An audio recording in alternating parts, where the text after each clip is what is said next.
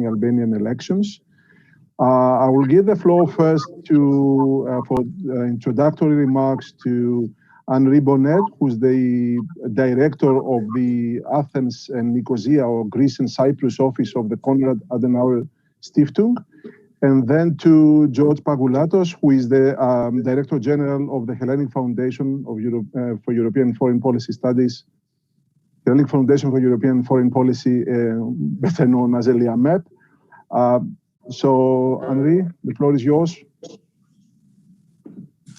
Thank you, Yanis. Welcome on behalf of the Konrad Adenauer Foundation. It's very nice to see you online. And despite the springtime, I appreciate that you are tuning in today, because we have quite an important topic today. The Konrad Adenauer Foundation is a political foundation close to the CDU in Germany, which you have heard a lot about the last couple of days, but which is still in the government in Germany. We are active for many years in the region, and not only in Greece, but also in Albania and the Western Balkans, because we're convinced that the European future of the countries here is very important for the future of Europe. And of course, also the status of reforms and democracy and rule of law that we have. We're very happy that we have very good and trustful partners on both sides of the border. And even though Greece usually tends to pay more attention to what is happening in Turkey and its bigger neighbor, I think it is very important now to look at Albania when we have the elections coming up on Sunday. And I appreciate very much that Yanis, our friend, and also our Albanian colleagues have authorized or have written our authoritative study on the elections.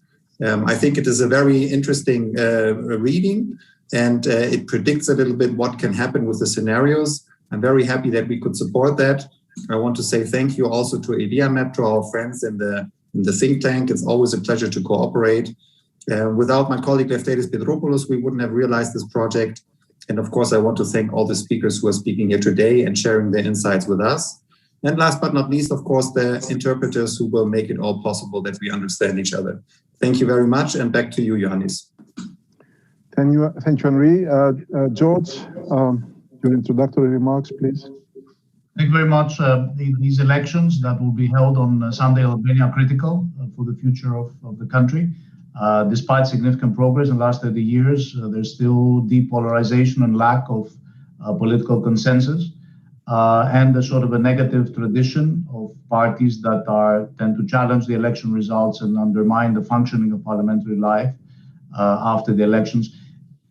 For all these reasons, European partners and institutions will be following closely, since the flawless conduct of elections and post-election stability are key for allowing Albania's European integration. The European Union has set 15 conditions on Albania for holding the first and second intergovernmental conference that would lead to the launch of accession negotiations. These conditions are of great interest to Greece as well, not just for the European Union, since they pertain not only to questions of democratic institutions and state governance, but also to human and minority rights, including the rights of the Greek minority in Albania. Greece wants the post-election stability in Albania so that the process of delimitation of maritime zones at the International Court of Justice will be continued. It is in Greece's interest to see the entire Western Balkans as stable democracies and healthy economies join the European Union. And Greece should continue to support the same despite the growing enlargement fatigue in some Western European capitals. In that context, Greece supports and will continue to support strongly Albanian's EU integration process and wishes to see Tirana starting accession negotiations soon. And in ELIAMEP, we continue to closely follow the political, the social, the economic dynamics in Southeastern Europe in the context of our Southeast Europe program. We continue also to build bridges with academic and civil society organizations in all countries of the region, contributing to Greece's engagement with the region, but also to the broader objective of the region's European Union integration. Among many other activities about which you will be informed soon, we are publishing today, as was mentioned by Yanis, together with the Konrad Adenauer Stiftung, our partners here in Greece, a new report on the Albanian elections, co-authored by ELIAMEP researchers Ioannis Armakolas and Bleda Feta. This report is entitled, Can Albania Exercise the Ghost of Elections Past, the Milestone April 2021 Elections? And you can find it on the website and the social media of both Elia MEP and the Konrad Adenauer Stiftung. The report outlines all the key issues pertaining to Albania's party politics, elections, integration, governance challenges. It recaps the projections of opinion polls in Albania and offers 3 scenarios for the election results and the post-election formation of government in Tirana.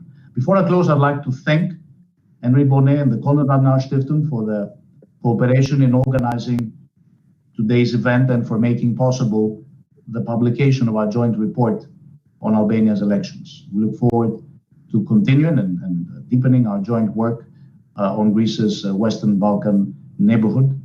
And without further ado, I give the floor to my colleague, Ioannis. Thank you, George. Thank you, Henry. Before we start, let me remind everybody how to access the simultaneous translation, because I just got a message that someone who's not speaking Greek is listening into the Greek channel. So I think if you press the three bullets next to the chat or next to the share button, you will find, I think, the button to press to get translation, or rather to get the version of this discussion in English.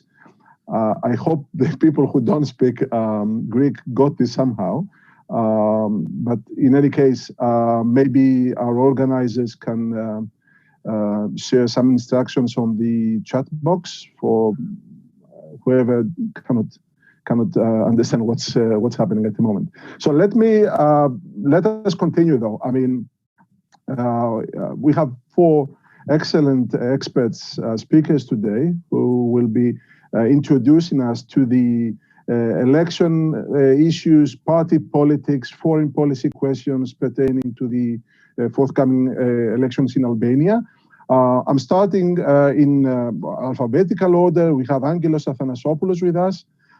Angelos is the editor-in-chief in politics and also senior editor on diplomatic defense and EU affairs at the Sunday newspaper, one of the most prestigious newspapers in Greece, called Tovima. Then we have Bernd Borchardt, Ambassador Bernd Borchardt, German ambassador and German diplomat, former head of the OSCE mission in Tirana in Albania, former head of the EULEX in Kosovo, and former head of the former ambassador of Germany in Tirana. Thank you, Ambassador, for being with us. Then we have Glevin Dervishi from Tirana, a former spokesperson and advisor to the Albanian Ministry of Foreign Affairs, and also currently a member of the negotiating team of the Albanian Ministry of Foreign Affairs in the negotiations with Greece. And last but not least, my colleague Krisela Hatskai, who's the executive director at one of the best think tanks in Tirana, the Cooperation and Development Institute, CDI. We have agreed that this will be not an opportunity for long interventions or long speeches, and rather we will have an exchange of questions and answers and rather a more dynamic discussion. I will ask questions to our participants, and they will have to respond in the maximum 4 or 5 minutes. And after a series of questions to all 4 speakers, we will open the floor to everybody to engage in the discussion through the questions that will be put in the chat box. So let me start with Ambassador Borchardt. Ambassador, can you enlighten us about the electoral law, the rules of the game? The Albanian parties, and in fact the international community, was hoping that there would be an agreement before we reach the point that we hold the elections, or Albania holds the elections this Sunday. But this agreement did not come. The government and opposition failed to have a consensus on the rules of the game, so to say, on the electoral rules for this Sunday's elections. What is your take on this? I mean, can we maybe not blame someone, but say what went wrong in this case, and we don't have a consensual text or a consensual rule for these Sunday's elections? Well, you can hear me, I hope. Yeah. Thank you, first of all, for the invitation. To give you a reply, I have to focus on two different aspects of electoral reform. One was based on the OSCE ODIHR recommendations, which were formulated since the 2013 elections, which were not fully implemented, but to quite a large extent. The weaknesses are mainly in the field of campaign financing, control of campaign financing and party financing. There is still a gap, but it is, let's say, 75, 80% were done. The second part, on that, it was possible to find a consensus between the parties. Very, very difficult. It took me and my colleagues, in particular from the EU and the US Embassy, more than 3 years to convince the Democratic Party and the LSI of President Mehta to join these negotiations. The second part was something where no consensus was achieved with the extra-parliamentary opposition, but a broad consensus was reached within the parliament. This was about two major elements. One was a change of the electoral code, which abolished the European-wide spoken, rather unique preferences in the electoral system for coalitions, and which allowed to open party lists so that the voter could list for a person inside a political party list, that the change of who gets finally into parliament would not be only with the head of the party or the party itself. On that, as we said, there was no consensus with the extra-parliamentary opposition. And there are 4 points to mention about this result. The first, which was criticized by ODIHR, and I'm sure it will appear in the report about the elections, was the timing. We have always recommended to do these changes at least 1 year before elections, but it was only a good half year before elections. Like in North Macedonia, this will appear in the report and will be criticized. There, it was 3 months, if I remember correctly. The second is the substance of the changes. As I said, this was a unique regulation, and this regulation was already criticized in the ODIHR report about the electoral reform in 2008-9.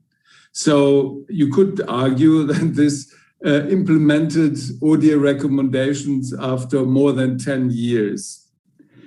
And then, no consensus. The international community had urged Albanian parties to reach consensus, but this was a regulation which played clearly in favor of the Democratic Party. And so how can you expect to reach a consensus if something is changed, brought to the normal standards, when it's not to your benefit? That happens in many countries when you have a majority. You can change the rules of the games as long as you stay in a legitimate framework. We had the same in the elections of Mr. Laschet as prime minister candidate, where a number of delegates were excluded shortly from the vote. So by a prior decision, as I read this morning in the paper. So if this is foreseen in the statutes, this is possible. Okay, thank you, Ambassador. So the critical point is basically only the timing. Okay, thank you, Ambassador. I will stay with you, Ambassador.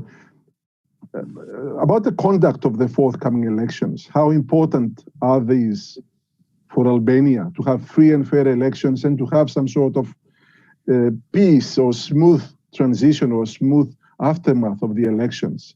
I mean, is this important for the next steps of the EU accession process of Albania?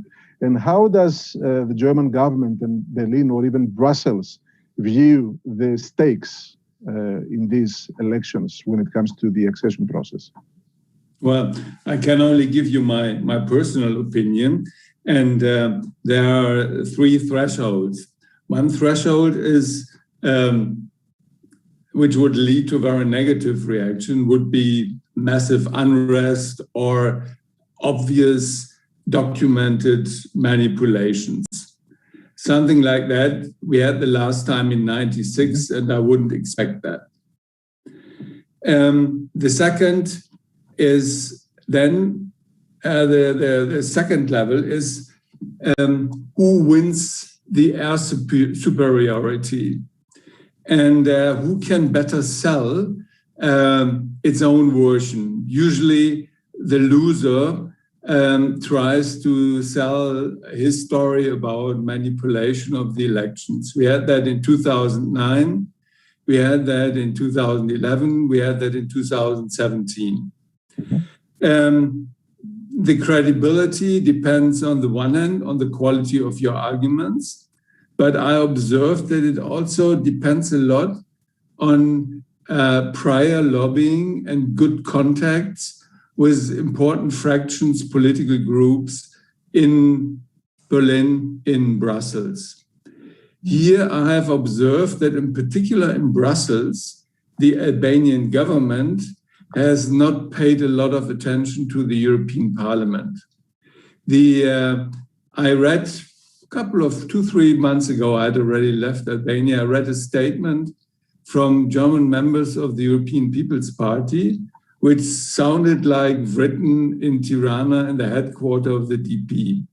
So it shows that what even members of the Socialist Party complain about, that the government, and particularly and the head of government, don't pay much attention to the European Parliament, that this has a price tag, and this price tag works against the credibility of the other side.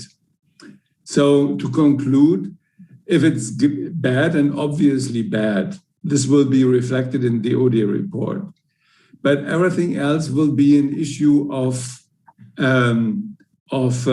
interpretation and how well you sell your interpretation. Whether it was the elections were okay, you will always find some problems. I mean, there will be the family voting. This takes time and time and time to get that out of the people.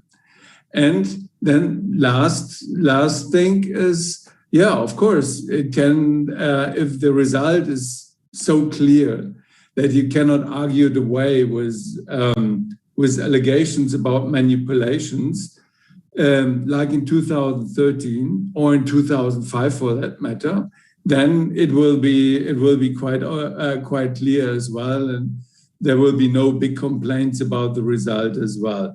My guess, as I see the opinion surveys, that we will be in scenario number 2, a small win of one on the other side, and a lot of complaints and protests.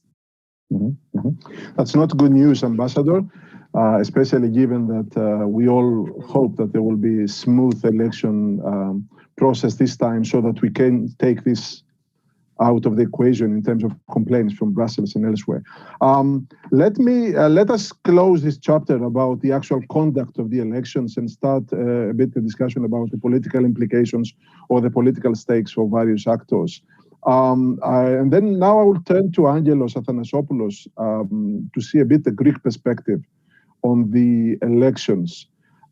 Angelos, Albania is very close to Greece, and Greek foreign policy is a very important country for, at least in the Balkans, for Greece. What is the view of the Greek government about the forthcoming elections? Are there stakes for Greece in that process? And if there are stakes, are they high? Is this electoral process very important for Greece?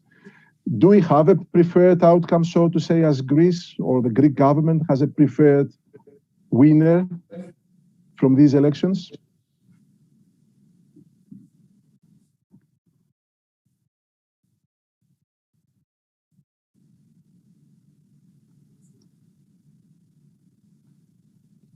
Angelos, we cannot hear you, I think.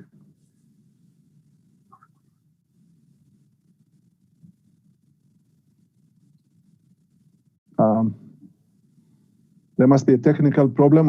I cannot hear Angelos. I don't know if anyone can hear him.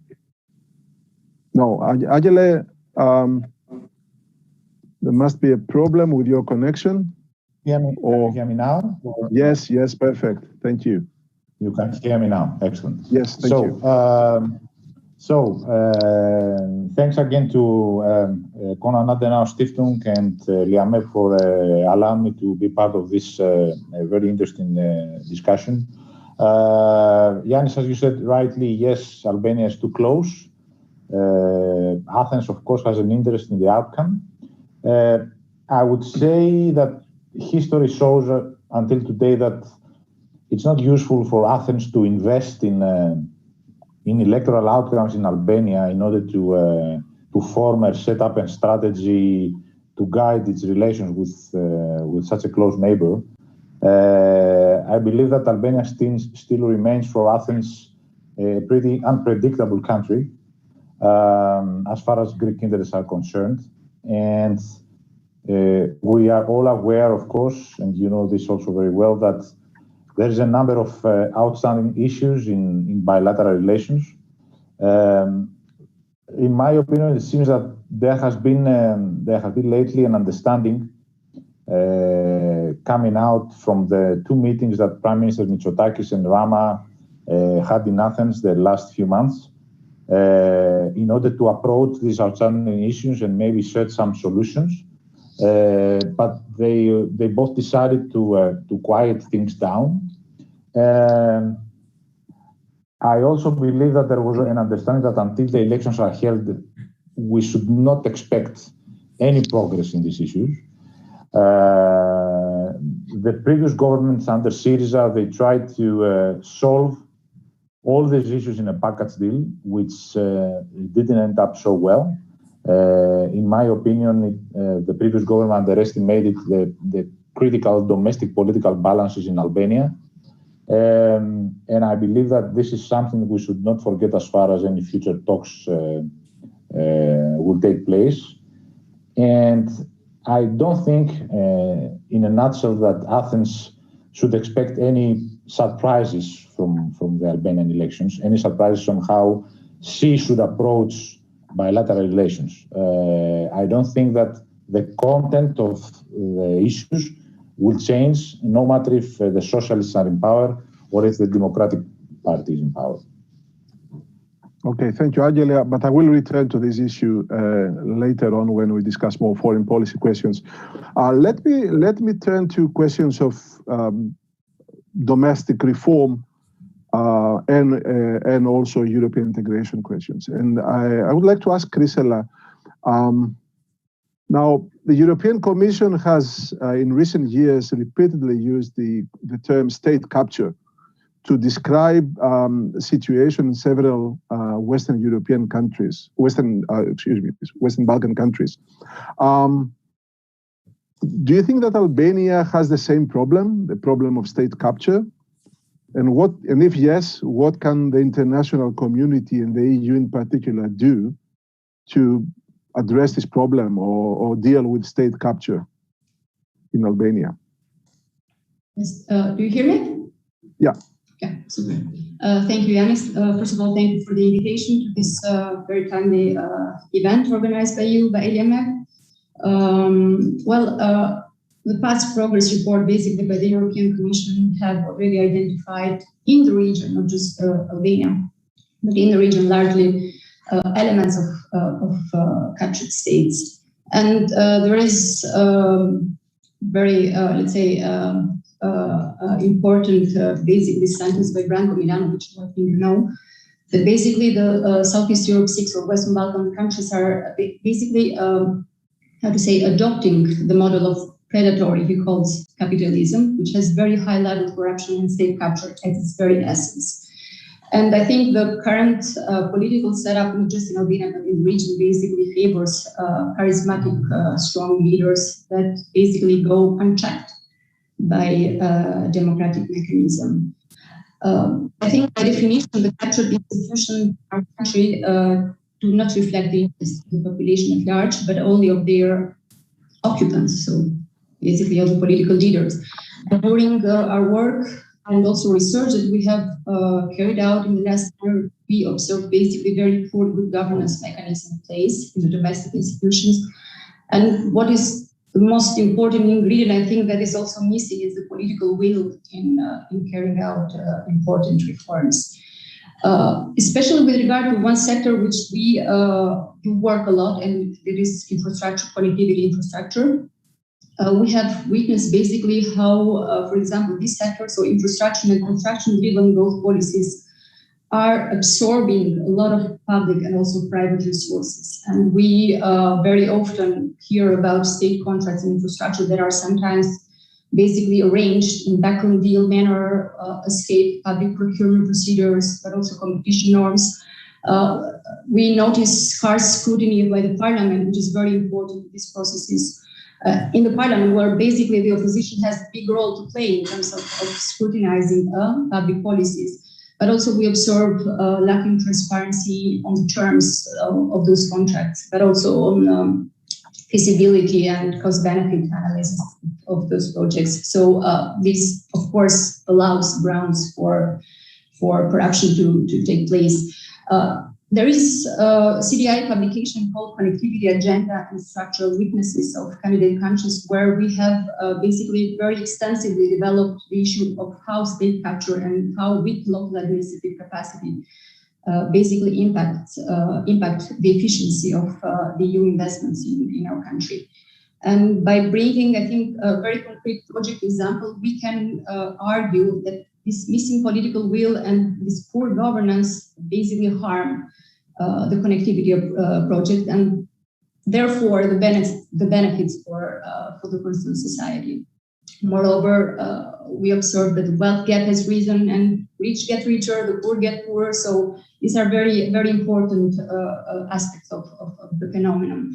It is not easy to deal with the situation, as we are basically in, we call it catch-22 situation, where basically the elites, the political elites, do not have any interest in reforming those captured institutions. But without the reforms, basically we cannot question and we cannot curtail the political elite. So somehow we have to, I think, mobilize and find innovative ways of how to mobilize the inner capacity of the society to respond to the challenges, because it's not anymore as we have had many years to basically wait for the political elites to change the situation, but it's now, I think, it should be much more up to the society to react and to kindly exercise that kind of pressure for the political elites to have changes in place.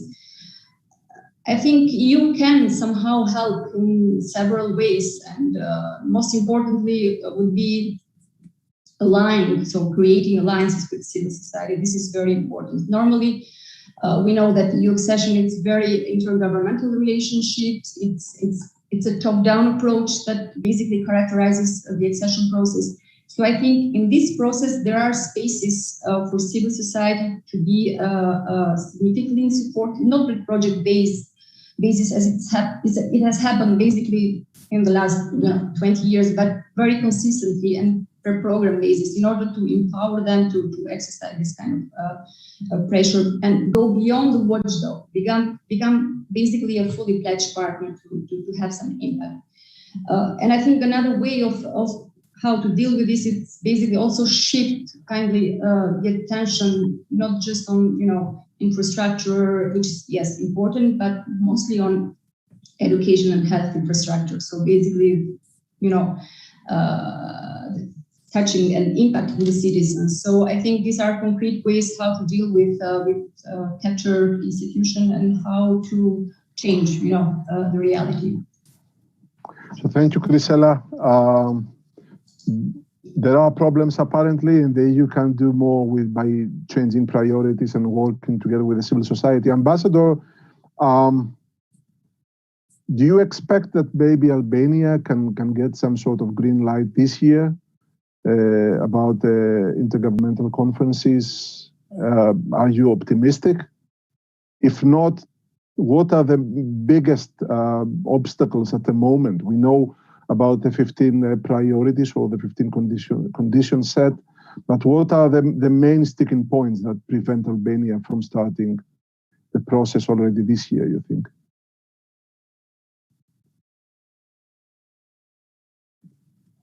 I'm afraid that the main sticking point at the moment is outside of Albania.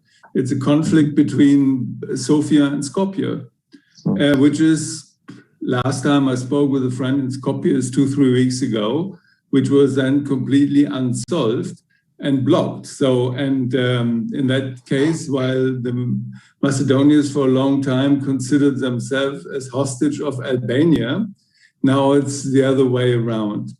But if we look at Albania, I mean, we have on the 15 conditions, we have seen quite a lot of progress.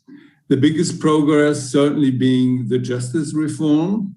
And it was the first time that an Albanian government really started to fight against cannabis. That was quite an achievement. I was there when, as German ambassador when the DP still allowed the production of 1.5 billion, not million, billion worth of cannabis in the Lazarad area, and which was then industrially transformed into hashish and even sold to Germany. That's why we had a much bigger interest in that than in the cannabis, which is now going to Greece and to Italy, much bigger. The other fields, and the field where probably the least progress has been achieved is the one on corruption. To be fair, in the measurement of Transparency International, Albania is not anymore as bad as at the end of the Berisha government. It has improved a bit since then, but this is marginal. And my ceterum censeo in many meetings with the Minister of Justice and other government officials was to do more in that field. And I didn't see progress substantial progress over the 4 years while I was there. So this is a field where Albania is certainly lagging behind, even if it's better than in the Berisha times. What is the perspective? It depends a bit on the development after the elections. The DP had a much more lenient approach, as Berisha even said publicly in 2014, on the cannabis production. And so what's going to happen in that field is unclear. Corruption, they were pretty bad as well. And the justice reform, I don't know whether this is, I see some risks after declaration I've seen from the extra-parliamentary opposition who want to go against that. Will they go so heavily against it that this would cause uproar in Brussels or in capitals? Difficult to predict, but I see risks there. In the other fields, organized crime is a quantitative thing. There have been cases, quite a number, going against again that the justice system goes against corrupt judges and prosecutors. That has slowly started against high-ranking politicians. Tahiri was sentenced, the former Minister of Interior, only for a suspended sentence, but he was not allowed to stay in politics, which is quite something. And the Supreme Court, not Supreme Court, the Appellate Court, sent the case back for retrial. So he's still out of the game. So there has been progress in that field as well. The discussion about the census, which is an important minority issue, looked pretty reasonable, not as restrictive as in the 2011 census. So that there was some progress as well. Will that be enough? As I said, that depends on the factor outside, Skopje versus Sofia, and on the developments after the elections. And assuming the extra-parliamentary opposition wins the elections, they act in the direction which I'm afraid they are tempted to act. will the opposition from the SP be strong? That depends. Rama has made the justices reform his trademark, but what will his role be after the elections? And inside the SP, there's quite a lot of people who do not like Rama's insistence on the justice reform at all, because they have to be afraid as well. There's quite a number of these people. So it's difficult to predict. And not only in Albania's hand. Mm-hmm. Thank you, Ambassador. I'm taking note of some progress, still problems in some other areas, but a lot will depend on what happens after the elections, or in the elections and the landscape after the elections. But maybe more, well, shocking or surprisingly, it seems now that Albania is a hostage to disputes of North Macedonia with Bulgaria, something we know very well about, of course. So in that context, Chrysela, I will go back to you. Because of all these obstacles, delays in the EU accession process, the EU is asking the Western Balkan states to do several difficult reforms, but the EU itself is not actually delivering when these reforms actually take place. We show that with North Macedonia very vividly. Do you think that the EU remains a credible player in the eyes of Western Balkan states? Do you expect that in the coming period or the coming years or even before that, non-European players that have started to be very active, like China, Russia, Turkey, of course, and others, will start to chip away influence from the EU in the region because of the way the EU is handling Western Balkan affairs? What's your take on this? First, regarding the question, I think, I have two reflections. The first one concerns basically Turkey, because I think there is a misconception when it comes to considering Turkey as an outsider, let's say, to the Balkans, because, at least not as the other countries like China or Russia. We have had Ottoman Empire history, culture, society, religion, having been intertwined, I would say, since the 15th century. So this is one, I think, important consideration when considering Turkey in a unique pot with, with the other countries like China or Russia. And when it comes to also EU influence, and I think this is also a second consideration that should be done, we need somehow to deconstruct, because we have the influence of the Commission, we have the influence of the Council, we have the influence of certain member states, having some, different weights in the process, in the accession process. And we have also, it was mentioned before, like different lobbying groups. The postponement, I think, of the Intergovernmental Conference for Albania and North Macedonia has basically taught us, despite the Commission having recommended several times for the accession talks to be open, that the EU is not the monolithic bloc that we are used and we were taught it was. So to come back to the question, I think I believe it's EU values, it's EU standards, it's EU economy that are a strong appeal for the Western Balkan citizens. I'm really sure that most of our Norwegian citizens and Albanians, of course, want to live in the EU, basically, and not in China, Turkey, or Russia, if they could, of course, choose. And I think there is also another very important element to be considered, and when we have this very much observed during our monitoring of the Berlin process, which has brought into the attention, the importance of being connected, and it's that our economies are already part of the EU value chains, basically. So, for example, the acquis we apply basically, and we will, of course, even more apply EU law in our everyday. And there is a strong and very factual integration already happening, and it's real through economy, security, interest, and human connectivity. Just not to forget about the diaspora that is living basically abroad. Albania's foreign policy is 100% aligned to that of the EU. So these are very important considerations when we talk about influences. And I think if we go to figures, China, for example, counts for around 6% of trade and 3% of FDI in the Western Balkans.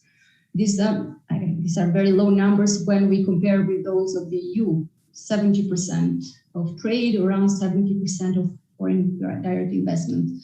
So surely, and I think we have had the chance also to witness this during the pandemic, I think the Western Balkans are a chessboard where geopolitics is played. And of course, the weakening pull of Brussels has negative impact in domestic politics. But I think, realistically speaking, I think there are no factual indicators that Russia or China, and much less Turkey, I think, will be able to match the EU's appeal that I was talking about before, and also match the numbers and figures. For example, the financial assistance that the Western Balkans get from the EU, for example. So there is also another element which is very important, is that the other actors do not basically offer alternative integration model for our countries. So in the long-term future. So I think also to be considered is the fact that not all the activities or investments or not influences, but I think their concrete activity in our countries are incompatible with EU integration. So they can go, both hand in hand. For example, foreign investment in business and infrastructure can have a very positive effect on connectivity and regional development of our region, and I think complement very significantly what the EU basically is investing in our countries.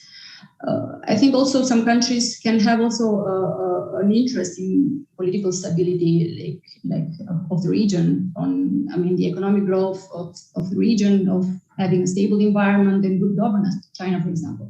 And I think they can also benefit out of the full membership in the single market, for example. They are already investing in ways and in processes that are already interlinked with how EU already operates in the region. So I think to conclude, the goal basically for the EU in the coming region to become very strong and to become more present and to be communicated very much and very stronger should be basically to enable citizens, civil society, not the political elites only, to benefit from the EU support. This is very important. Back to you, Yanis. So thank you. I keep this de facto integration of the Western Balkan economies, societies to the European core, of course. But let me discuss the same issue from the flip side with the ambassador. Ambassador, in recent years, we see the situation at the level of public opinion getting very much more pessimistic when it comes to enlargement. Key countries in Western Europe, at least at the level of society, do not anymore want future enlargements of the European Union. And we also see, of course, even political elites, although the mainstream parties are still pro-enlargement with some caveats. We see, of course, the political landscapes changing and new populist, ethno-populist, anti-European parties on the rise. And of course, the same parties are also against enlargement. So the situation is clearly not the same anymore. Are you worried about the European perspective of the Western Balkans? Do you think maybe we will, in the future, maybe near future, see a situation where the entire promise that was given to these countries in the Thessaloniki summit in 2003 will be questioned, seriously questioned? And will Germany continue, you think, to be a champion of enlargement, even though we have this kind of developments in other countries? Well, I've seen the enlargement policy was already at Thessaloniki in 2003 an elite project. That was Southeastern Europe, an area torn by wars. That was nothing that looked attractive for the broader public. We have now, with slowly shrinking numbers in Germany, one strong extreme right-wing populist party, which would run berserk against any steps of further enlargement. But so far, the conservatives, social democrats, the Greens and the liberals are standing behind, and the left party as well, are standing behind the enlargement idea, based on conditionalities, of course, while in some of the parties I have, of course, in the background of their mind, that was heavy insistence on conditionality. You can block access for a long time, and you cannot fulfill everything to everyone's liking. This is for these countries basically impossible. But having said that, this elite and is also very much aware that the enlargement process increases leverage. This is so far not very well used by the Commission. When I look at some of the countries where negotiations are ongoing and where I do not see real progress, I must conclude that this is not used to the optimum. But with the increasing skepticism, I think in the Brussels system, in the administration, Commission in Brussels and EAS, the willingness is growing to use this leverage that is available to a more intensive extent. I've observed how my colleagues from the European Union have been fighting for a continuation of the justice reform and have been pushing that forward. And that has shown me that the willingness is there. It depends, of course, always also on individuals who are willing to fight, able to fight, and the colleagues were good. But there is also supervision from Brussels, and this showed me that the willingness was there to say it goes this way and not any other way, just around the obstacles and around the rule of law and democracy principles. As I said, I have sometimes some doubts whether this is applied on equal terms in all countries. Mm-hmm. Thank you. And in Germany, as I said, so far the consensus is standing. My interpretation is it goes more on the time frame, not on the yes or no, but on the speed of integration. Nobody wants Albania to become a member in 2023, and I hope they don't want that as well. Mm-hmm. I think your answer qualifies as an optimistic outlook, so I'll keep that. I like it. Mm-hmm. Glevin, given the fact that even that elite project, as the ambassador said, and he's definitely right on that, has some encounters challenges from many member states that are not super happy with enlargement. What can countries that are unequivocally, without any doubt, in favor of enlargement, like Greece, do to help both Albania and the Western Balkans? Can Greece and other countries, which are middle-range countries in the European Union, but they are pro-enlargement for sure, can we do more? Can Greece and other countries do more to help? What's your take? Good evening, everybody. Good evening, dear friends and colleagues. Thank you for the opportunity. Regarding your question, Yanis, I'll try to make it short and to put it to the point. At least in my experience, I would say that there have been cases where especially our two Balkanic, let's say, or Mediterranean or European neighbors have been quite close to us and helping in recent years regarding the European integration. And I'll definitely set the tone to our two strategic partners like Italy and Greece have always been on board and have always been a close supporter to the country, not only in the respect of European Union integration, but also into the political stability, economical stability, and know-how and knowledge and the entire investment they have done into the supporting the country for having better, let's say, like having better and stronger capacity, and also being able to further boost the country into the European Union process. Well, is there any chances for doing more? I think yes, absolutely. And this is not only to be expected only to our neighbors, but also in the terms of our efforts as well too. There remain a lot of things that need to be done. And as well, I can say that into the European theater, I've seen especially the Friends of Albania being led by Greece in 2017-18. And also I've been seeing also Italy, the one who been advocating the opening of the negotiations process with Albania in the last year as well. So these two countries have been a close supporter to us, and also Austria as well has played a role. But in regard to this context, I will mostly set the focus into our two strategic neighbors. So Italy and Greece can be, for sure, our natural advocates in this perspective. Thank you, Glevin.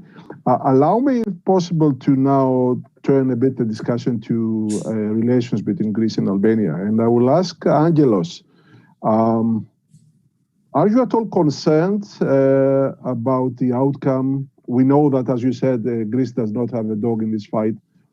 But Greece has agreed with the current government, led by the Socialist Party, to take the issue of the delimitation of the maritime zones to the International Court of Justice.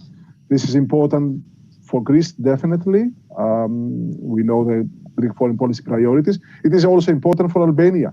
But this decision and overall the discussion around the maritime zones, the extension of the Greek territorial waters, etc., has been heavily criticized by the current opposition in Albania.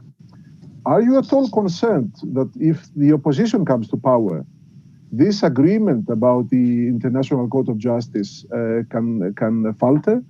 Do you think Greece should be ready to find a way to, well, convince a next government that will not be a Socialist Party government for the importance of this process? What's your take?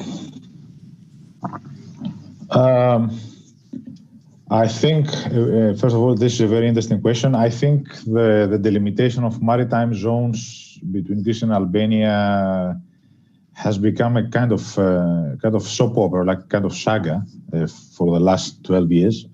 I'm not sure that who is in power in Albania plays any role, because we've seen in the past that the Democratic Party made, let's say, difficult decisions on the issue, like the Berisha government in 2009. So we had then a Democratic Party government, and then we had the socialist opposition coming against the agreement. Now we have a socialist government who has, in principle and not fully, agreed to take the case of delimitation to the International Court of Justice, and we have a Democratic opposition who can go are now against, but maybe they turn differently in the future.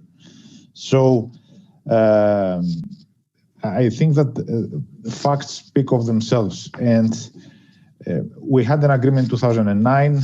Maybe it was not an ideal agreement. No agreement is ideal. The agreement was never ratified by the person who is currently the Prime Minister in Albania. And he was then the opposition leader.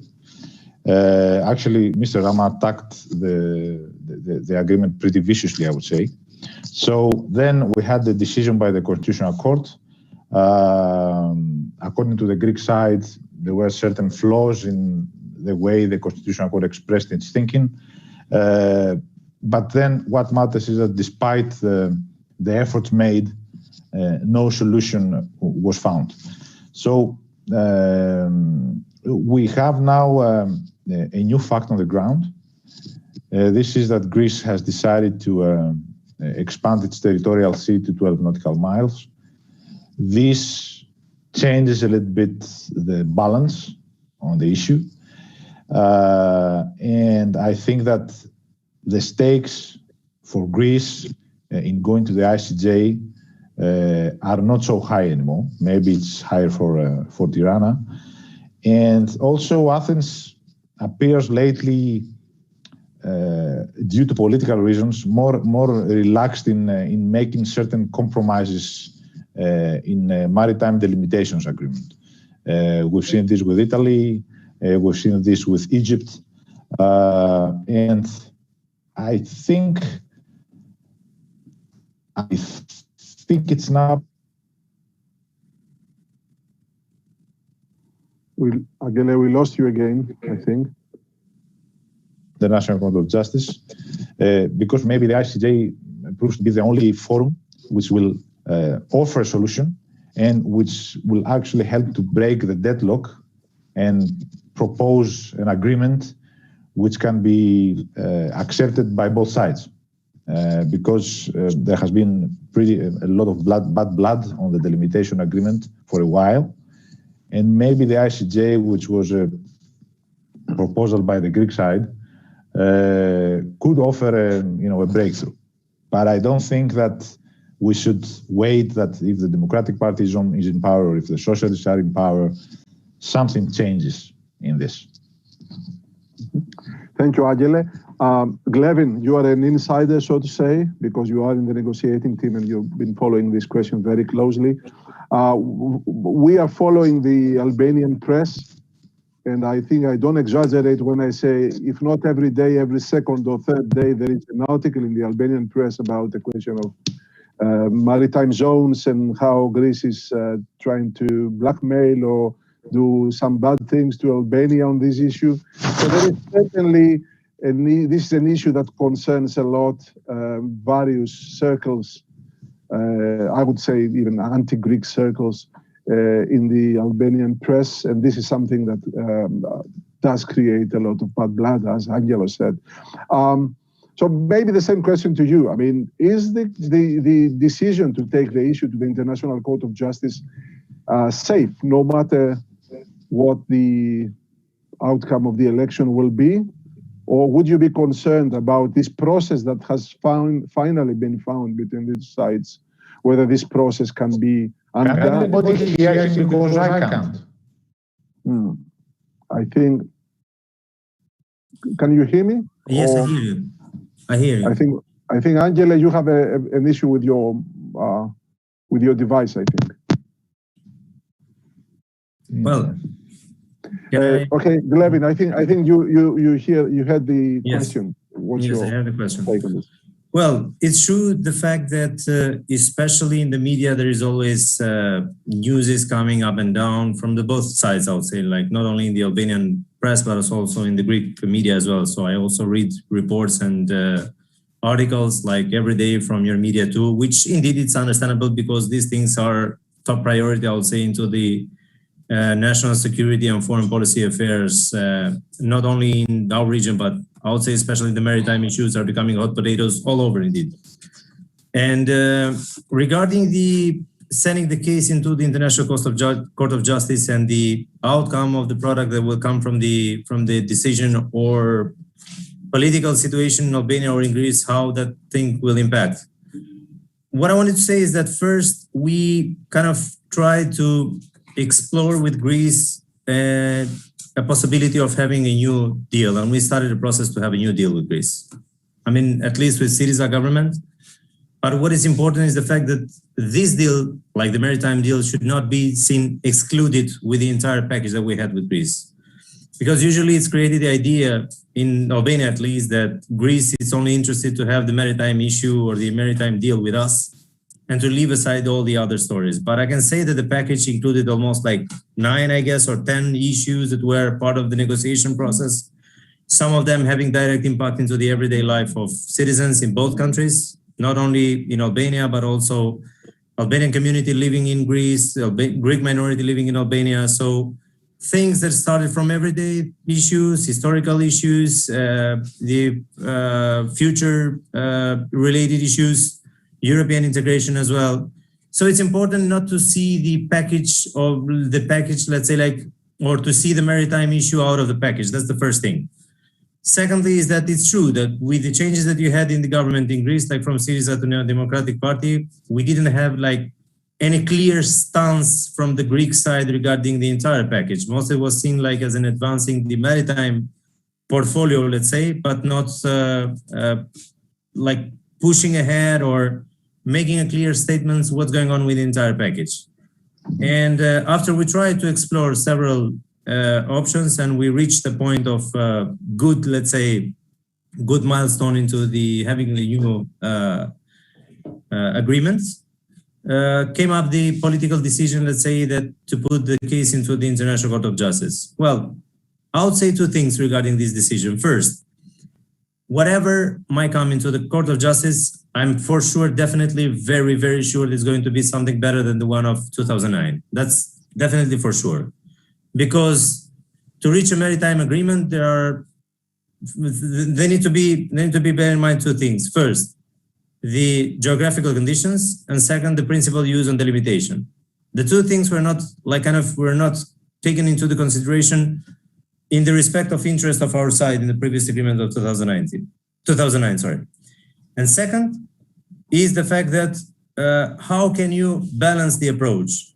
So to balance the approach, it is important to have a package, because with Greece we have issues that cannot be somehow eliminated from the book and only produce things that are on one side interest. There should be a mutual beneficiary process and mutual outcome, and in the respect of the two sides.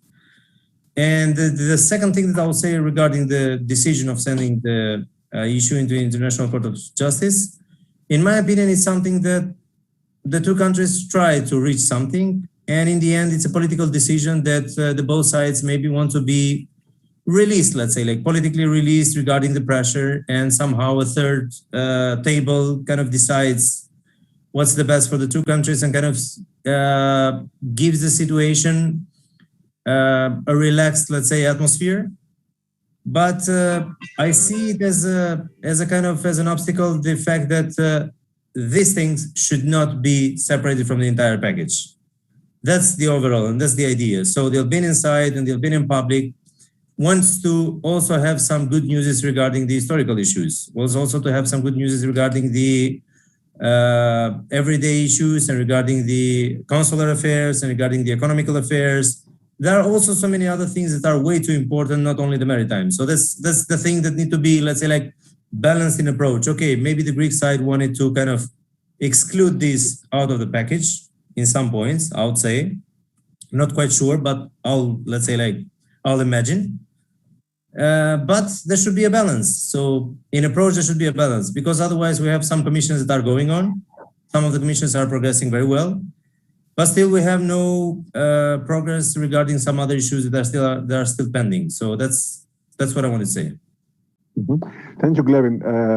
I have a follow-up question on this, which I think easily derives from your answer. But I would like to tell the audience now that you can start posting your questions on the chat box, and these will be collected, and we can start addressing them. Our speakers will start answering them. So, Glevin, I see that you insist, and rightly so, I mean, I guess from your perspective, on the fact that there needs to be some solution on other disputes, also some agreement between the two countries.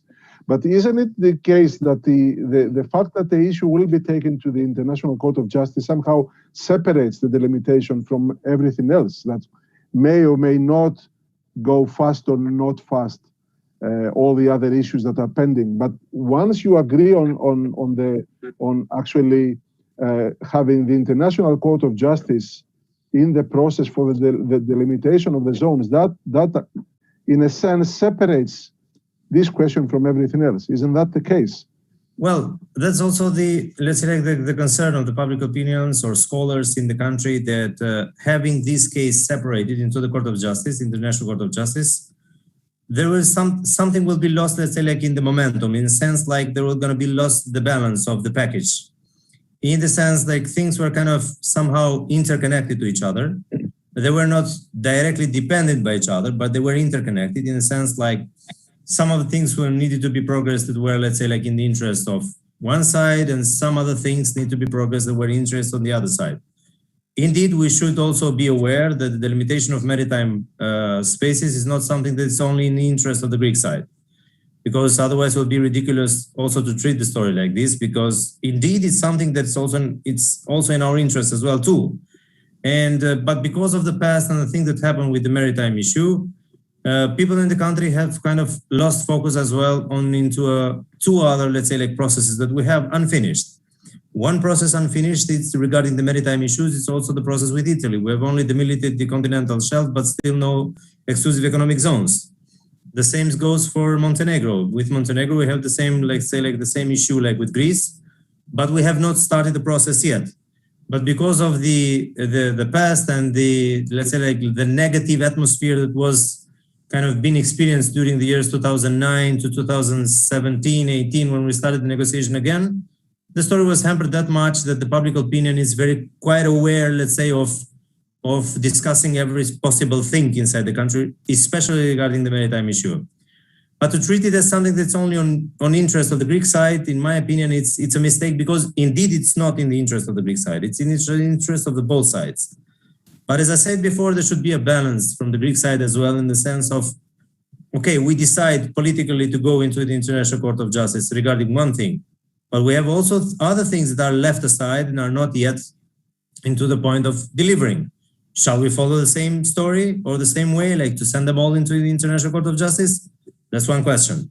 Question number two, if Greek side kind of handled to send the case into the International Court of Justice together with the Albanian side, because there should be a process as well in terms of technicalities to send the case into the International Court of Justice. There will be a kind of preliminary negotiation regarding the contact, what are we going to be address into the Court of Justice, how we're going to present the case, who is going to stay on the side from each side, like who is going to, let's say, like kind of protect the case into the court.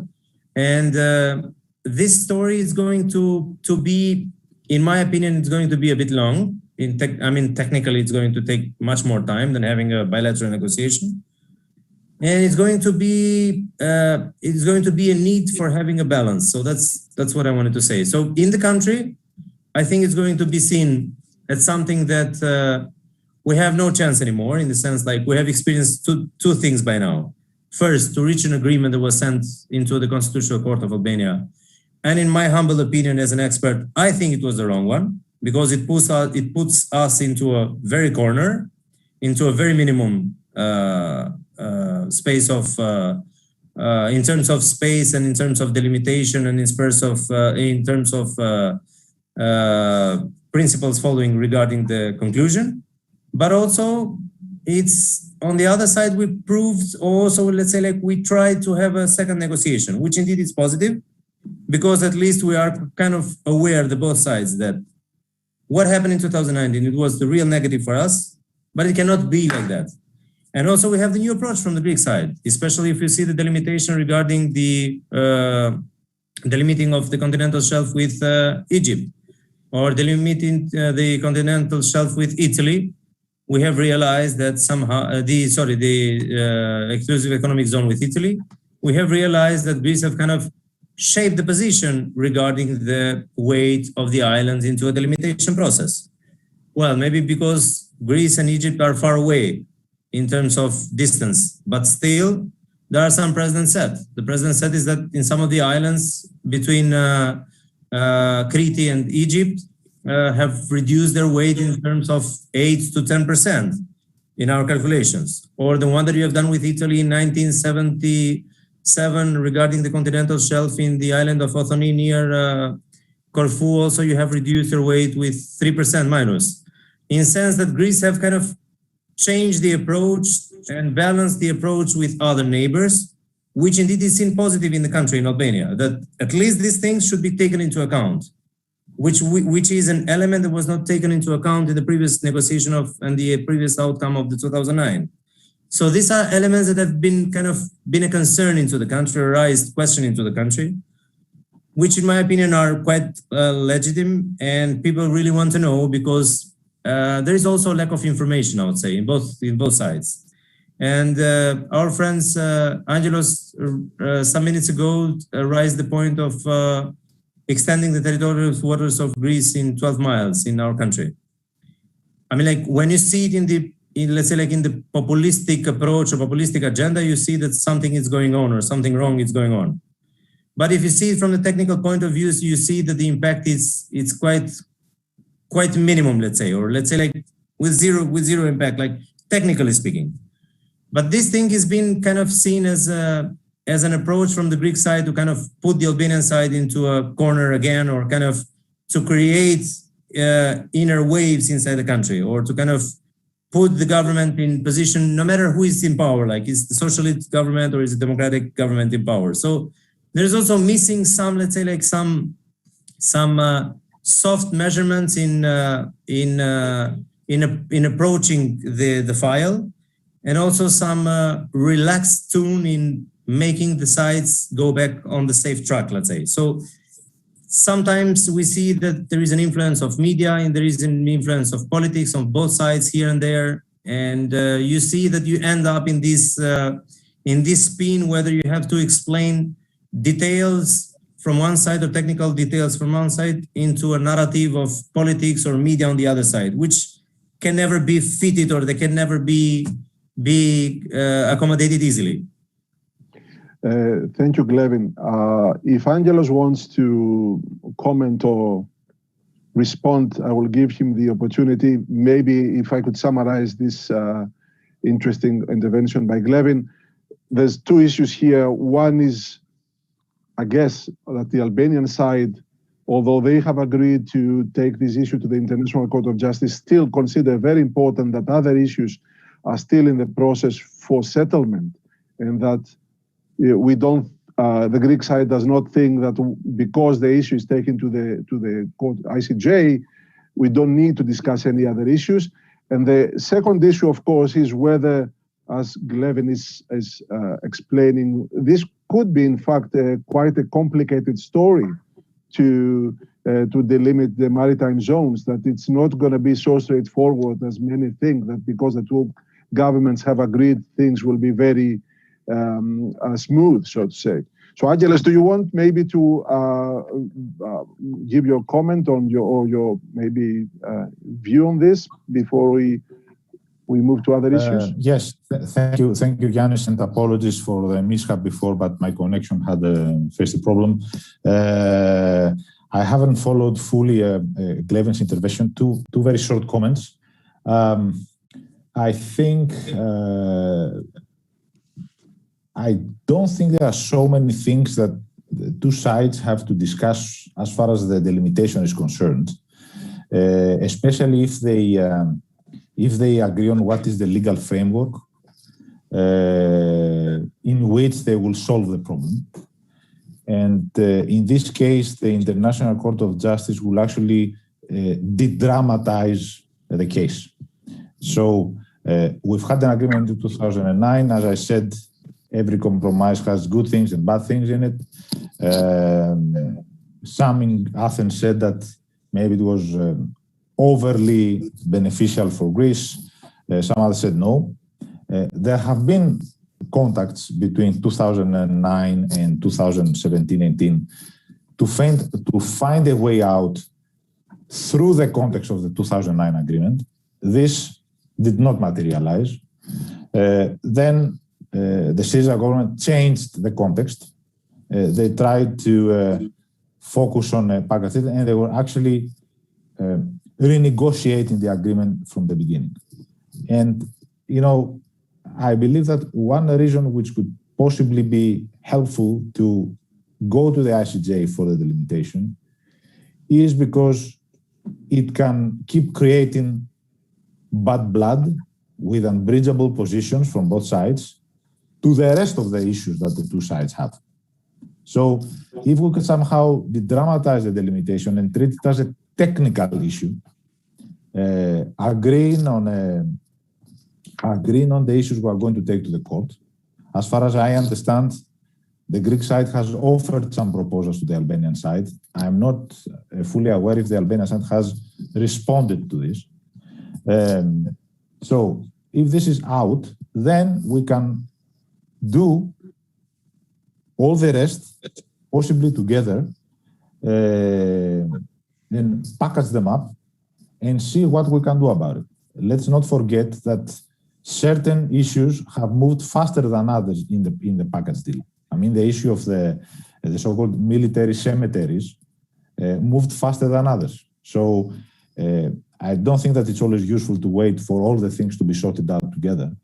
It's an option, but maybe it's not the only option. This is my 2 cents. Thank you, Angele. I think it's a very good discussion, but I can reveal that we are planning another event after the elections, specifically on the Greek-Albania relations or Albania-Greece relations. So I will keep this for later, this discussion, which is very interesting.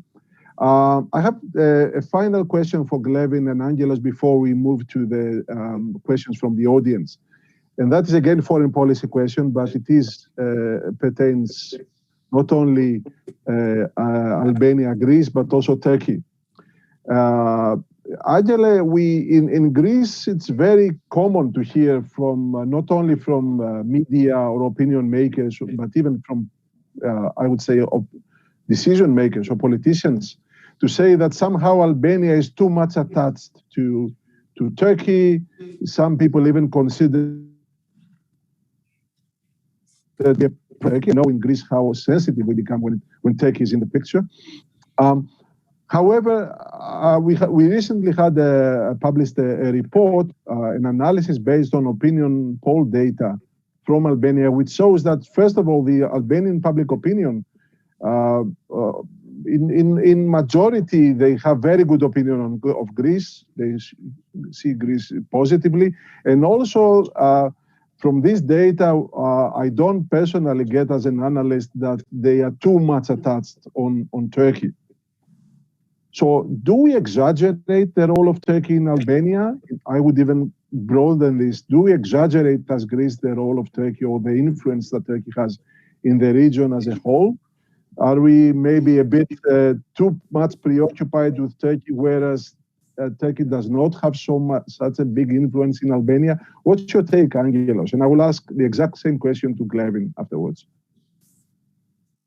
Yeah, there are definitely certain circles in Greece which over-exaggerate this, but at the same time, we should not underestimate Turkey's role in Albania and the fact that over the last few years, Ankara has made a significant, serious, very concerted effort to advance its political, economic, and security interests in the country, heavy investments, and I think also that the Rama government has cultivated this approach.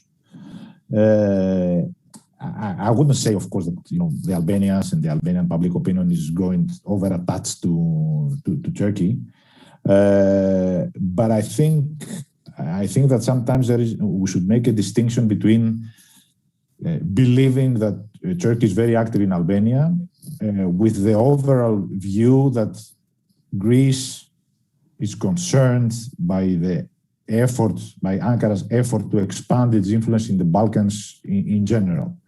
Of course, Ankara has not been so successful as she would like in making inroads in various Balkan countries, because usually its Ottoman past works against this effort. My opinion is that Albanian leaders are trying to keep a balance between Greece and Turkey. They don't like to give too much to one country and leaving the other out, and vice versa. But I think that Greece, instead of overestimating Turkey's role in Albania, should understand that she has leverage, and I use the term leverage in a positive way, to influence and cultivate its relations with Tirana, which is Tirana's EU aspiration. So I think that the EU is the context in which Greece-Albania relations can blossom, going, of course, hand in hand with solving any pending issues which are poisoning the atmosphere. Also having in mind that we have an eastern neighbor, Turkey, which is now living through a myth of geostrategically overexpanding, overstretching. This we should keep in mind. Mm-hmm. Glevin, the same question. Only 2 minutes because we have several questions from the audience now. Well, okay. Thank you, Anis. I would say very short. First, in my opinion, it's over-exaggerated because Turkey, okay, has a role or wants to build a narrative, and especially coming from the ex-Ottoman circles of influence into the Balkans, not only in Albania, but especially in those countries who have a Muslim presence. But if we're going to see Turkey compared to the investments, compared to the military aid, compared to financial aid, compared to trade volume with Serbia, Bulgaria, even Greece itself, or North Macedonia, or Bosnia, or Croatia, I would say Albania and Kosovo remain upon the levels of the last one in the region. If we're going to see the entire aspects of the Turkish influence or money, let's say, spend it into Albania, we're going to see that the Albanians remain upon the last in the line. And the number two that I wanted to say is that okay, Turkey wants to play a role, but it cannot be a competitive agenda in regard to the European integration of the country. Turkey does not have that much to offer to Albania if we're going to compare it to European Union, or if we're going to compare it with EU members that are neighboring us, like Greece in this case, or Italy, or I don't know, Bulgaria, or Croatia. So at this point, Turkey is trying to kind of, if I may say it under the brackets, use it rather than being something very instrumental into the developing agenda of the country or shaping the political agenda of the country. Albanians are Europeans, will always remain Europeans, and our track is European Union. And we don't see it as a possibility of shaping or changing our track from west to the east, and especially if you come to the east, to go by Turkey to the east. So that's something that does not stand into the Albanian reality. Okay, there are some deep roads, some historical ties, some historical commonalities, but also historical differences as well with Turkey. But still, I stand to the point whether that if Greece can be a little bit wiser, can easily overcome Turkish influence in the country. Thank you, Glevin, for this positive note for the Greek foreign policy, I guess. That's reality. I believe that if Greece can be a little bit wiser and a little bit smart, they can absolutely very easily overcome Turkey's presence and position in the country. I will leave this for the next discussion we're going to have on the Greek-Albanian relations after the elections. Now, I'm turning now to the audience, and I'm reminding everybody that you can post your questions on the chat box or the various channels that through which we stream this. Now, I have a question. I guess it's for either Glevin or Chrysela or both, whoever wants to go first or wants to answer. A comment on the Albanian government's decision to leave outside the voting process the large number of Albanian diaspora, which has created a large wave of disappointment, frustration among the Albanian community in Greece, and I know this is not only in Greece. What's the reason, and do you think it's fair that Albanians who can't vote and live in Greece don't have the opportunity to actually participate in these elections? Chrysela, do you want to answer this or comment on this, or Glevin, who wants to? Chrysela. Glevin, please go ahead. Oh, Chrysela, okay. Yes. Yeah, I mean, I can comment a bit. I'm not the electoral, let's say, person in this regard. I mean, and maybe I don't have even the figures. If there are some figures in terms of how much is this, let's say, electorate, Albanian electorate coming from Greece, basically to contribute, to vote and to exercise the voting right.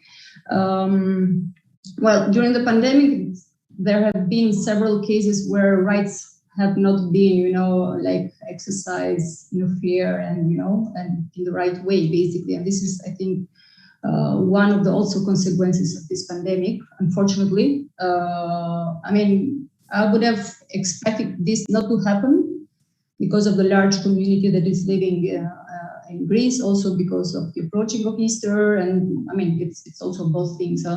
Maybe one occasion could have, also served for people to come here for Easter, basically.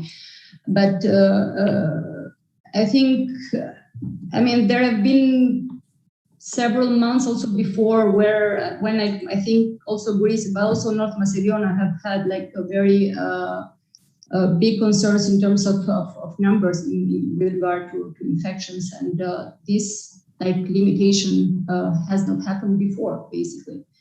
So why exactly now? I mean, I pose the question. Of course, there can be a debate on this, but of course, it doesn't sound right. It doesn't sound right to limit this possibility of voting of our nationals living in Greece or North Macedonia. I mean, but now it's like I mean, it's there. It's a decision that should be respected, I think.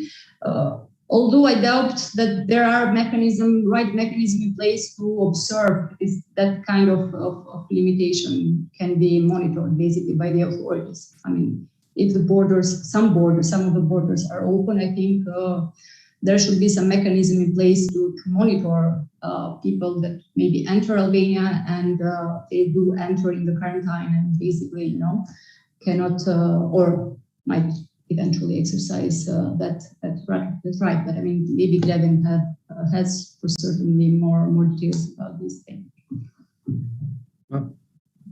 Glevin, do you want to also comment on this? Just a very short comment. I would say that in Albanian public opinion or political opinion, it's been seen like on a two tracks base. This issue of putting limits to the Albanians coming to Albania and also to the Albanians going to Greece. First is the fact that 2 days before these decisions was presented into the Albanian Committee of Experts.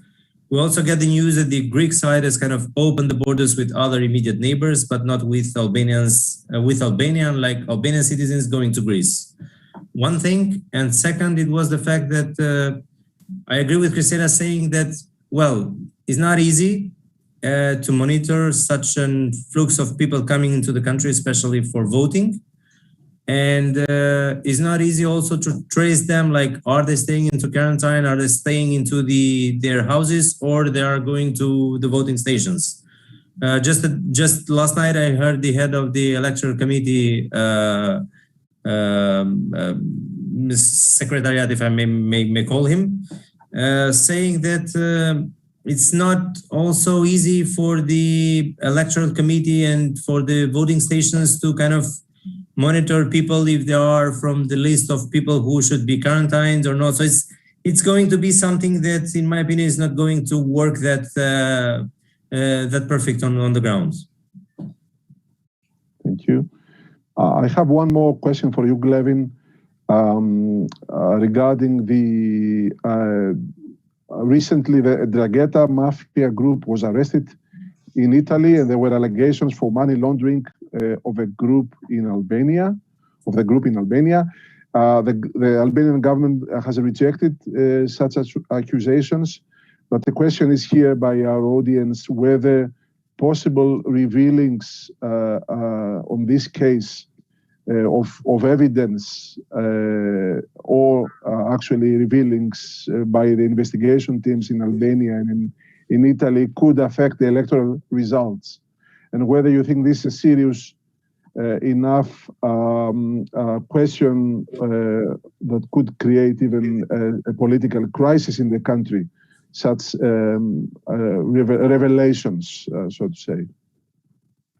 Well, there are people in the country thinking that there is some influence of money coming from outside the country, and especially with not a clear sources or money that are being invested in the country with no clear profile, let's say.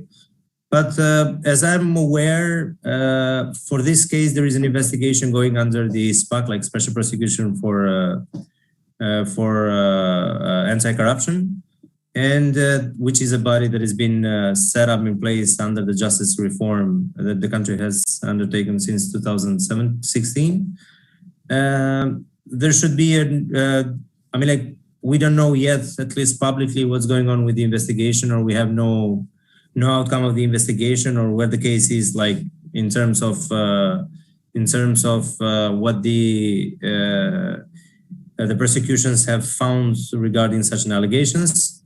But in my opinion, regarding the effect on the upcoming elections, I'm not quite sure, but it will remain to be seen. Like if people are going to massively vote and massively support the government or the opposition, especially at Tirana, is going to be a test for that, because as far as it's seen as the majority of this money, I mean, like at least what do we hear from media and people in the country, are being invested in the markets of Tirana. So it's going to be a test through the coming elections, I guess. So we have to see.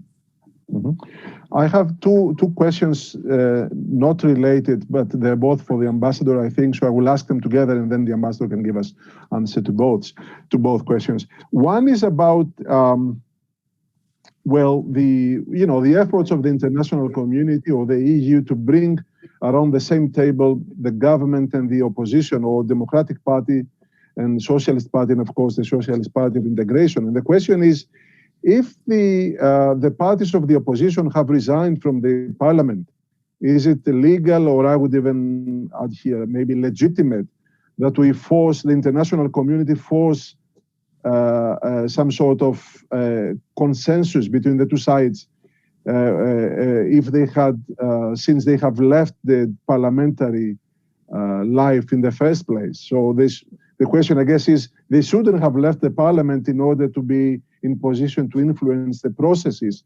Why is the international community forcing the government to find some sort of compromise with parties that do not want to be in the parliament? And the second question, will a new government that will include also the Green Party change in any way Germany's position in the enlargement questions? I guess not, because the Green Party is in favor of enlargement, but you are the bigger expert than us, of course. So, Ambassador, what's your take on these questions? Well, yes. Yeah, was it legitimate? I discussed about that with a number of people, but the Democratic Party and the LSI are still a political fact. Even though they were so stupid to leave parliament, they are not outside, they are not out of the world, they haven't disappeared. They represent a part of the Albanian political spectrum, and we had the strong wish and aim to gain them back into parliamentarism. One of their main arguments was for leaving was the last elections were fake. They were bored. These were all manipulated. Their arguments were not good and convincing, but they were there and they left. So we told them, then tell us, please, what do you want to change in the electoral code?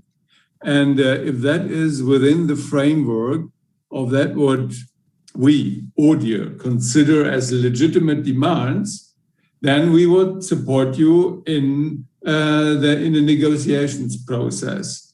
And this way, we try to bring them back into parliamentary life to the benefit of Albania. The question is, what would have been the alternative going on as it is now, just with the changes on which they didn't want to participate and on which they had to fund them, on which they lost as they had no leverage. There would have been a risk that, like in the local elections, they would have simply not taken part in the next round of elections. Would have been their decision. It's a would question, could be, but still it wouldn't have helped. It would have kept a substantial part of the political spectrum out of parliament, and that wouldn't have been healthy. About the question about Germany, the Greens are enlargement friendly. Of course, everybody insists on conditions, and these conditions, as I tried to explain, have already also an influence on the time frame that people have in their minds. For some, this is a very long time frame. The only party which is very unfriendly towards foreigners and which is now, since its last party convention, even demanding that Germany leaves the European Union, are our right-wing extremists. They are at opinion surveys around 10%, and I hope that they will stay there or even lose. All the others are in favor of enlargement, not only because I said earlier this is an elite project, but there's also a rationale behind it. I mean, this is we have an interest in stability in the Western Balkans, and we strongly believe that through a stern and tough negotiations process about the conditionality for access, about the implementation of the conditions of the different negotiation chapters, we can stabilize and promote these countries and make them a viable part of the European Union. That this needed some improvement on the EU side, I said that already. Some steps have been taken on more insistence on rule of law issues, after the negative experiences we have now with some member countries. Inside the EU, this process, even inside the EU, this process is ongoing. So I believe that the conditionality, the insistence on the conditionality, which now sometimes was only on paper, will get tougher, and I hope so that my belief is right.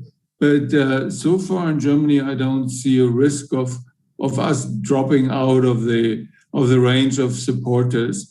Tactical issues on how loud you say that's a different matter. For the moment and at the beginning of an election campaign, I wouldn't pay so much attention to that, what is said in that context. Mm-hmm. Very reassuring, very good, thank you. A question, I don't know who can answer this, maybe Glevin or Angelos, about the political impact of the Greek minority in Albania in these elections. As a bit of a context, the Greek minority, well, the party of the Greek minority, or rather the party of human rights, which also represents the Greek minority, will now be in these elections together with the Democratic Party and another 10 or 11 parties. Glevin, do you have an answer to this about the political impact of the Greek minority party or the party of human rights, which also includes many Greeks?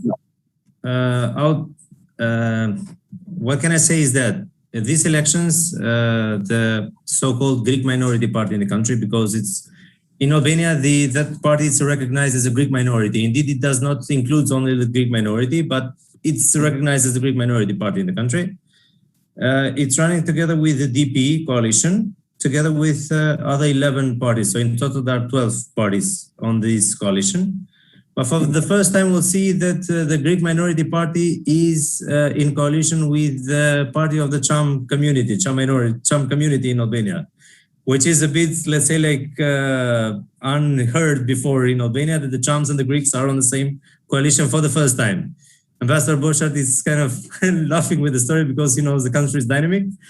And what I can say is that regarding the outcome or the effect that it can have in votes counting, well, it remained to be seen because in the previous elections, the only member from that party was from the area of Vlora, under the DP list, I would say, and especially by bearing in mind that the majority of the Greek minority is living in the prefecture of Gjirokastra or in the region of Gjirokastra. Logically, there should be an legitimate expectations that there should be an MP coming from Gjirokastra rather than coming from Vlora. If it's going to have a strong impact into the coalition, if you're going to see the results for some previous elections in the country, I would say not a big one, but not a small one. Mostly, it's going to play the role of kind of unifying all the minority parties or all the Greek communities in the country inside this big coalition. Even though there is especially in the area of Girocastra, there is also a candidate from the LSI, the Socialist Movement from Integration, coming from the Greek minority. And there is also a candidate from the Socialist Party, which has been previously the Deputy Minister of Foreign Affairs, Artemis Dralo, that is running also for the Socialist Party, but from the Greek minority.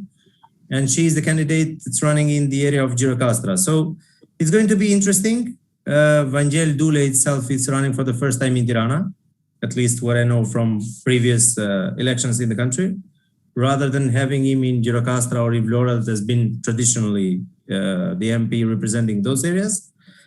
So remain to be seen. Remain to be seen. My expectations are that they're going to have an impact, but mostly unifying or mostly as a message rather than numbers in place, in my opinion. Thank you, Glevin. I have another question for Ambassador Borchardt. The US, the UK, and the EU strongly insist for Albanian parties to exclude candidates with criminal record from joining the electoral lists. And recently, the Prime Minister rejected the international community's request, claiming that parties cannot check the records of the candidates. So the question is, do you believe that such stance conceals suspicions for links of Albanian politics with crime? There have been allegations, of course, in the past, the Tahiri case that you have already mentioned, Ambassador. What's your take on this issue, and do you find this issue to be something that will continue, will continue maybe to affect the EU perspective of Albania? Well, the issue of people with a criminal past in politics in Albania is a very old one. The legislation which forbids them running for public offices is also already quite a number of years old. That means and shows that the issue is real, and every year people are excluded. I remember, if I remember correctly, from the three elected mayors during the last three of the elected mayors during the last local elections were later excluded because they had a criminal track record. This time, I read yesterday, I think, that someone from the LSI list was excluded from the list because he had changed his name, and under his previous name, he had a criminal track record. Whether this was, I observed that these were usual small fishes. When the political fuss, the political issue, I think is about a very specific candidate running for a small party in Shkodra, Mr. Tom Doshi, who has a tremendous reputation and who has been accused a lot of a criminal background. And that would make my colleagues, I didn't ask them about that, but I assume that his candidature made my colleagues speak out. I mean, when someone has been stealing a car with 19 years somewhere in Italy and is now running with 45 or 50 for mayor, that's not an issue for an ambassador. Okay. Thank you, Ambassador. Another question I have from YouTube, whether the elections will change, and in what way, the regional role of Albania, so Albanian foreign policy in the region, and also especially with regards to Kosovo. We have, of course, the strong links between these two countries, and we have a new government in Kosovo that is not very friendly, or a new prime minister in Kosovo that is not very friendly to the current prime minister in Albania. In fact, if I'm not mistaken, the Albin Kurti, the prime minister of Kosovo, has campaigned in favor of opposition figures in Albania.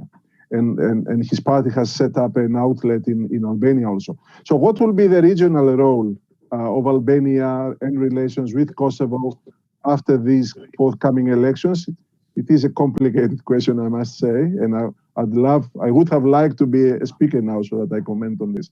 But who wants to go? Maybe Glevin or the ambassador or whoever wants to go for this. Yeah, Glevin, please go ahead. Yes, thank you.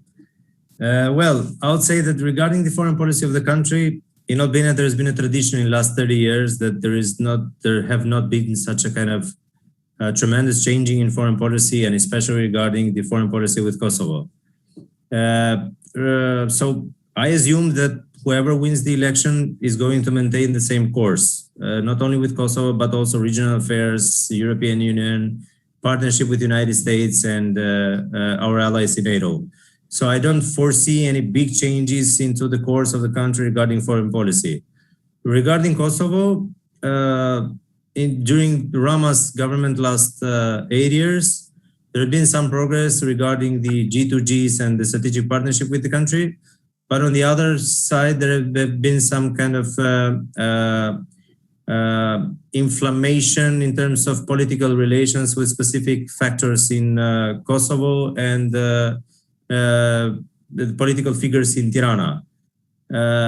Regarding Albin Kurti, I would say that Albin Kurti is kind of seen in Kosovo, and especially in the last two elections, as the guy who kind of, let's say, passed the rainbow, I would say, in kind of figurative manner, that he kind of portrayed himself as the guy who is against the system, or the guy who can kind of crapple down the old political elite, which indeed in Kosovo it's also combined due to some other political events that happen in the country, and also with the effect of the International Court of Justice, the court for the Hague Tribunal for the war in Yugoslavia, and it kind of shaped somehow the internal dynamics in Kosovo. But I would say it doesn't really matter who is in power in country in Tirana to kind of further strengthen or not to strengthen the relation in Kosovo. If I may put it this way, it doesn't really matter who is in government in Athens. So the relations with Cyprus here are kind of a specific nature. So brothers remain brothers, doesn't matter who is the owner of the house. So I mean, like, they still remain brothers, so they cannot be the political relations or most of the human dimension cannot be attached by the political figures, no matter who is in power. So I have several more questions, so unless if anyone wants to add a very brief comment on this, I will continue. Then. Good. I have a question that has been answered already by the Ambassador Bochart, but since this is something that is concerns a lot of people, and it's a very touchy subject for Albanians, I will ask again, because this question came, and I will be very blunt, like the way that this person that is asking the question is blunt. Has actually Albania fulfilled the 15 conditions of the EU to start the intergovernmental conference?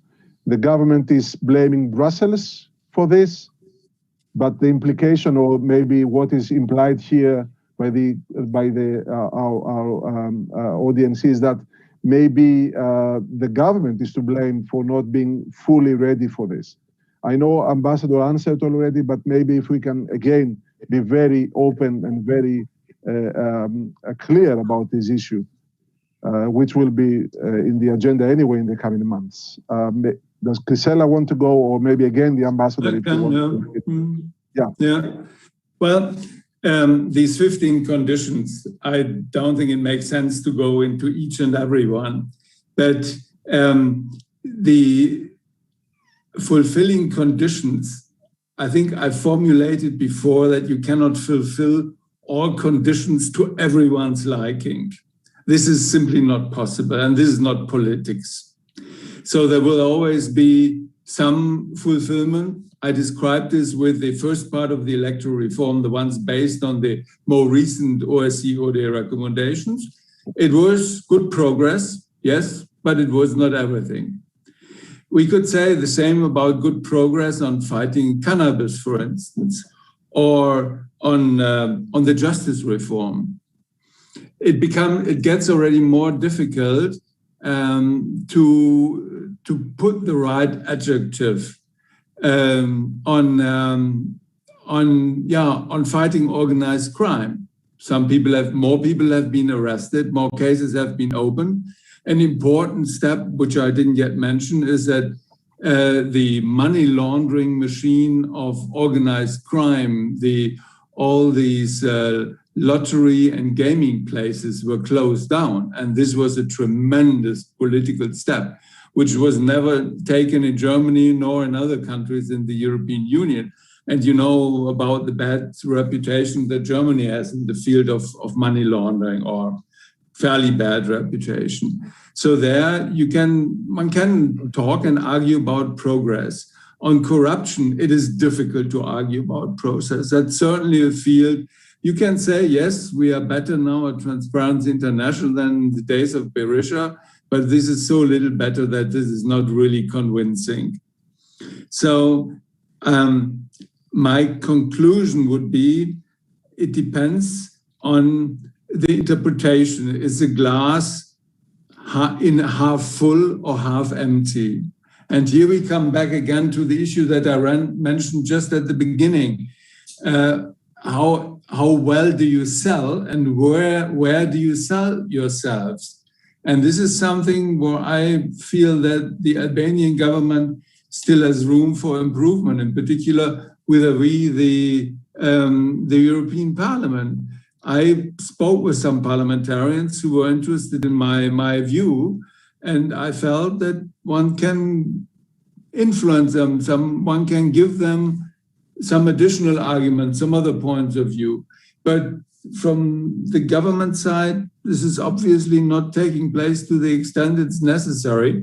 Otherwise, the extra-parliamentary opposition wouldn't have the air superiority in particular in the European Parliament.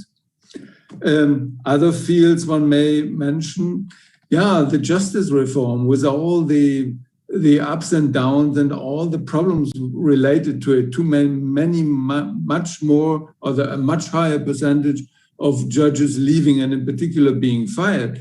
This is a tremendous progress. This is really amazing. And as I said, I mean, you have a minister who is sentenced. In 2014, Mr. Berisha could still say in public that he politically decided not to do anything against the cannabis production. So there is progress. I mentioned electoral reform, the core one that was the EU demanded. I mentioned the census process. Even on the freedom of media, there was a very restrictive draft law, which was full of the mentality of a bad past, of much too far-reaching controls. But then our OSCE representative of freedom of media still said which is not correct anymore from my point of view, for me to say. And then the Venice Commission, they made clear, and after the elections, I hope that the then government will stick to the word of this government to respect these recommendations. So as a conclusion, it's a question on whether you can convince that the glass is full enough. You cannot, I don't think you can fill the whole glass for everyone up to the very top. But you have to make an effort also to convince that it is more than half full. Yanis, if I may add something. Yes, Gisela, please. Yeah, just to complement what Ambassador Borchardt said, this front-loading of conditions, basically, sometimes I have the feeling that they are expecting us to open and immediately close, like chapter 23, 24.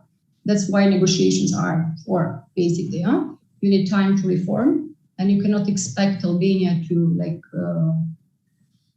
finish this reform in 5 years. Would not make sense, because it is a huge reform. It takes its time. It's time to be properly absorbed, properly implemented, properly resourced, probably addressing the challenges that you might have during the road. like for example, the vetting process that basically turned out to be, a very like deep process, and plenty of judges and prosecutors like being thrown out of or automatically like being out of the system. So it takes time, and those conditions are not meant like to be like automatic conditions and to be implemented. Of course, within that group of 15 conditions, there are two groups there. The one that were necessary to be fulfilled for the opening of, for the organization, basically, of the first intergovernmental conference, and the rest to be addressed, of course, during the years to come. So they were not meant to be fully addressed, because some of them are really, progressing with the justice reform. It's not like, ticking the boxes and you finish with those kind of conditions. It's like work in progress, and it's like, it takes time to basically, fulfill every kind of expectancy with regard to those conditions. So they were not meant to be, not all of them, at least, to be satisfied fully, 100%, because it's a work in progress. We can't expect this kind of reform, like justice reform, to be concluded like in 5 or 6 years. You need time, you need resources, you need to take management measures when things maybe do not work out like properly, because we're not designed properly since the very beginning. So you need to act during the process. So, but the Commission spoke clearly. We are now in the position that we have conditions fulfilled. So basically, this is clear. It's like on white, basically. Thank you. There are a few more questions, but unfortunately, we have to close at 7. Agele, if you have 30 seconds only. I have 30 seconds only just to clarify something that I learned. Yes. We have elections on Sunday, but the term of this government and the term of the parliament last until September. Is it true what I've learned? And there is this time gap. I don't know how this has happened, but this sounds very strange to me, because in case you have a very close result, as some polls say, and as the ambassador initially mentioned, as far as he's concerned on possible problems post-election, this could create serious complications. I'm just leaving this here without expecting any answer, because as you said, I don't believe you have any time. But this could make a huge complication. It's good. It will be an American situation where you have a new president, but the old one can still pass laws. Listen, we don't have more time, unfortunately. I'm informed by the organizers that we need to close in 30 seconds. I will just thank very much the speakers, and we will continue after the elections with more. I would like to thank the Konrad Adenauer Stiftung, and to remind everybody that we have a new report co-authored by Bleda Feta and myself from the Southeast Europe program of ELIAMEP and, of course, Konrad Adenauer Stiftung, focusing on all these issues that we have discussed today. It's a 20-page report. You can find it on the social media and the website of ELIAMEP and the Adenauer Stiftung. Please read it, and there are beautiful maps and tables and interesting scenarios for next week, for after the elections. Thank you very much. We will come back with more on Albania and Greek-Albanian relations. This is something that we will continue working on in the coming months. Thank you very much, and see you again soon.